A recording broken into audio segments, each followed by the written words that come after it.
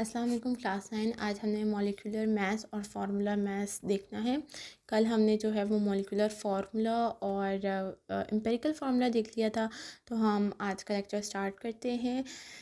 Molecular maths होता क्या है? The sum of atomic masses of all the atoms present in one molecule of a molecular substance is its molecular mass. किसी भी molecule के अंदर जितने भी एटम्स होते हैं, जब मैं उनके एटॉमिक मैसेज को आपस में प्लस कर लूँगी, ऐड कर लूँगी, उनका सम ले लूँगी, तो मेरे पास जो आंसर आएगा उसको मैं क्या कहूँगी कि ये क्या है? मॉलिक्यूलर मास है।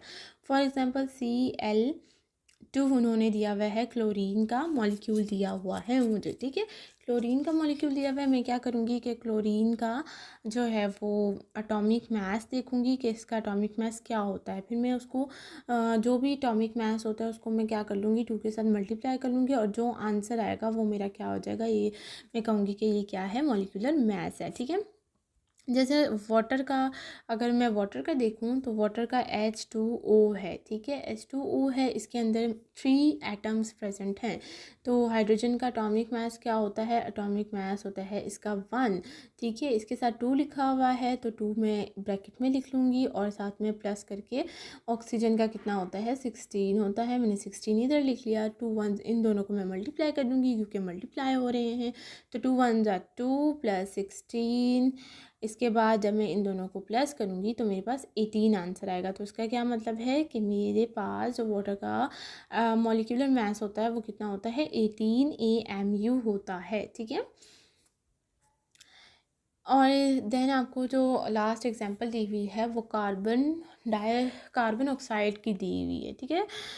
वैसे कार्बन डाइऑक्साइड का फॉर्मूला ये CO2, ठीक है। CO2 है, कार्बन का कितना एटॉमिक मास होता है? 12 होता है, प्लस ऑक्सीजन का कितना होता है? 16 होता है, और ये 2 लिखा हुआ है तो उसको मैं मल्टीप्लाई करूँगी 16 के साथ।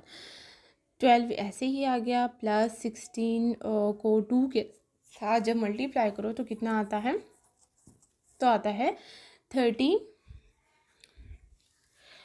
16 को 2 के साथ जब मल्टीप्लाई करो तो कितना आता है? 12 आता है, 32 आता है। तो 32 यहाँ आ गया, और जब मैंने इन दोनों को प्लस किया तो मेरे पास क्या आंसर आ गया? 44। और मेरे पास कार्बन डाइऑक्साइड का मॉलिक्यूलर मास कितना होता है? 44 होता है मॉलिक्यूलर मास कार्बन डाइऑक्साइड का, ठीक है।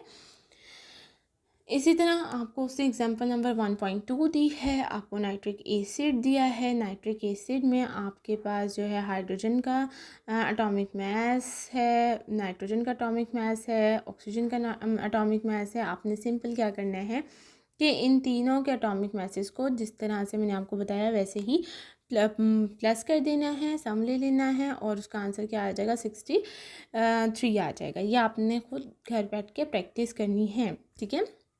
और ये शॉर्ट क्वेश्चन में आ जाते होते हैं। तो फर्स्ट चैप्टर के जितनी भी एग्जांपल्स हैं ये आपने स्किप नहीं करनी है, ये इंपॉर्टेंट हैं, शॉर्ट क्वेश्चन में पूछी जाती हैं, ठीक है।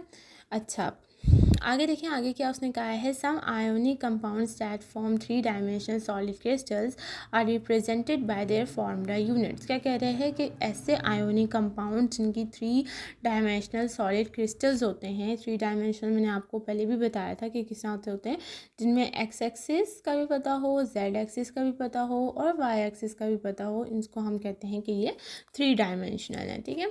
तो वो क्या कह रहे हैं कि ऐसे क्रिस्टल्स जिनके अंदर 3 डायमेंशनल जो है ना वो सॉलिड, जो 3 डायमेंशनल सॉलिड्स होते हैं उनको रिप्रेजेंट किया जाता है उनके फार्मूला यूनिट से। फार्मूला मास क्या होता है? Formula mass is such case in such cases is the sum of atomic masses of all the atoms present in one formula unit. Formula mass क्या होता है कि किसी भी एटम में जब एटॉमिक मैसेस का सम लिया जाता है तो हम उसको फार्मूला मास कहते हैं। किसी भी फार्मूला यूनिट के अंदर जितने भी एटम्स होते हैं उन एटम्स का एटॉमिक मास लिया जाए और उसको सम कर दिया जाए, यानी कि प्लस कर दिया जाए, तो जो उसका आंसर आएगा उसको हम क्या कहेंगे कि ये फार्मूला यूनिट है, ठीक है। एग्जाम्पल्स देखें तो आपको समझ आएगा कि क्या है। एग्जाम्पल में फार्मूला मास ऑफ सोडियम, अगर सोडियम का फार्मूला मास देखें तो क्या होता है? क्लोराइड का होता है सोडियम क्लोराइड, ठीक है। सोडियम क्लोराइड का फॉर्मूला यूनिट क्या होता है, 58.5 होता है, ठीक है। ये भी आपने बिल्कुल वैसे ही फाइंड आउट करना है जैसे आपने यहाँ पर मॉलिक्यूलर मास किया था, ठीक है। जितने भी एटम्स होंगे जस्ट आपने क्या करना है, उनका एटॉमिक मास लेना है और एटॉमिक मास का सम कर देना है, ठीक है। फॉर एग्जांपल ये जो एग्जांपल देखेंगे ना आप, K2SO4 है, ठीक है। तो यहाँ पे पोटेशियम का भी आपको बताया हुआ है 39, इसके बाद सल्फ़र का भी 32, ऑक्सीजन 16। तो आपने क्या करना है, आपने इनका सम ले लेना है, ठीक है। कैसे लेंगे आप, K2 है, K2SO4 है, ठीक है। तो K का कितना है, 39 है, तो 39 आपने इधर लिख लिया। ये 2 जो है यहाँ पे इस तरफ मैं मल्टीप्लाई कर देती हूँ, प्लस करके सल्फ़र का आपको कितना बताया हुआ है, 32 बताया हुआ है, और ऑक्सीजन का कितना है, 16 है, 16 और ये 4 लिखा हुआ है, तो 4 इधर मल्टीप्लाई हो जाएगा। फिर यहाँ पर ये क्या आएगा, इन दोनों को मल्टीप्लाई करेंगे तो आपके पास 78 प्लस 32 वैसे का वैसे आ जाएगा, और इन दोनों को करेंगे तो 64 आ जाएगा मल्टीप्लाई करके। इन तीनों को जब आप इनका सम लोगे, इनको प्लस करोगे तो 174 इसका आंसर आ जाएगा, ठीक है। ये आपने एक दफ़ा प्रैक्टिस करके देखनी है इनकी, ठीक है। आज के लिए इतना ही।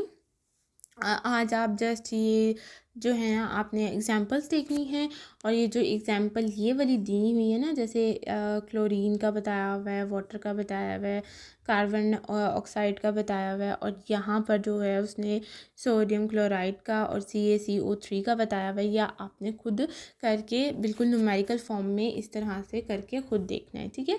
इसमें जस्ट आपको किसी भी मॉलिक्यूलर मास और फार्मूला मास को फाइंड आउट करने के लिए आपको पता होना चाहिए कि एटम का, जो आपके पास एटम है, उस एटम का एटॉमिक मास क्या है, ठीक है।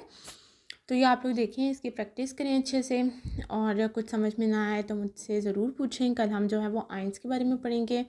और आज के लिए इतना ही। चैनल को सब्सक्राइब कर दीजिएगा, वीडियो को लाइक कर दीजिएगा, अपना ख्याल रखिएगा। अल्लाह हाफिज़।